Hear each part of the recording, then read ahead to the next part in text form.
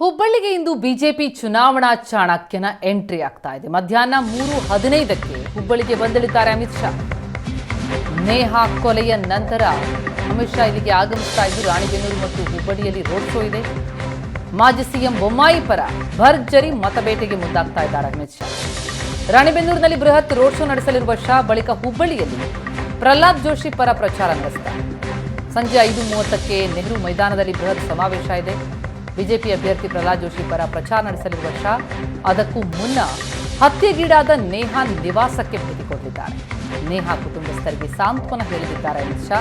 ನಂತರ ಬಹಿರಂಗ ಸಮಾವೇಶದಲ್ಲಿ ಪ್ರಹ್ಲಾದ್ ಜೋಶಿ ಪರ ಪ್ರಚಾರ ಮಾಡುವಂಥದ್ದು ಮಹತ್ವ ಪಡೆದುಕೊಳ್ತಾ ಇದೆ. ಅಮಿತ್ ಶಾ ಭೇಟಿ ಭಾರಿ ಮಹತ್ವವನ್ನು ಪಡೆದುಕೊಳ್ತಾ ಇದ್ದು ನೇಹಾ ಕುಟುಂಬಕ್ಕೂ ಸಾಂತ್ವನ ಹೇಳೋದಕ್ಕೆ ಅವರ ನಿವಾಸಕ್ಕೆ ತೆರಳುವಂತಹ ಸೂಚನೆಗಳಿವೆ.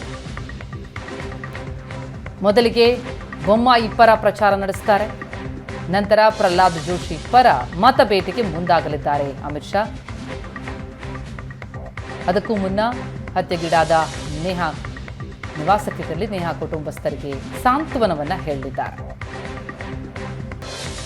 ನೇಹಾ ಕೊಲೆ ಪ್ರಕರಣ ಆದ ಮೇಲೆ ಇದೇ ಮೊದಲ ಬಾರಿ ಅಮಿತ್ ಶಾ ಆಗಮಿಸ್ತಾ ಇರುವಂಥದ್ದು ಈ ಭಾಗಕ್ಕೆ. ನಂತರ ಬಹಿರಂಗ ಸಮಾವೇಶದಲ್ಲಿ ಪ್ರಹ್ಲಾದ್ ಜೋಶಿ ಪರ ಪ್ರಚಾರವನ್ನ ಕೂಡ ಅಮಿತ್ ಶಾ ನಡೆಸಲಿದ್ದಾರೆ. ರಾಣಿಬೆನ್ನೂರಿನಲ್ಲಿ ರೋಡ್ ಶೋ, ಹುಬ್ಬಳ್ಳಿಯಲ್ಲಿ ರೋಡ್ ಶೋ ಇದೆ. ಮಾಜಿ ಸಿಎಂ ಬೊಮ್ಮಾಯಿ ಮತ್ತು ಕೇಂದ್ರ ಸಚಿವ ಪ್ರಹ್ಲಾದ್ ಜೋಶಿ ಪರ ಬೃಹತ್ ಪ್ರಚಾರ.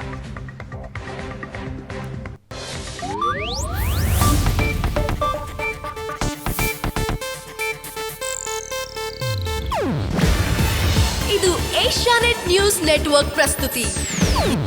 ನೀವು ನೋಡ್ತಿದ್ದೀರಾ ಏಷ್ಯಾನೆಟ್ ಸುವರ್ಣ ನ್ಯೂಸ್.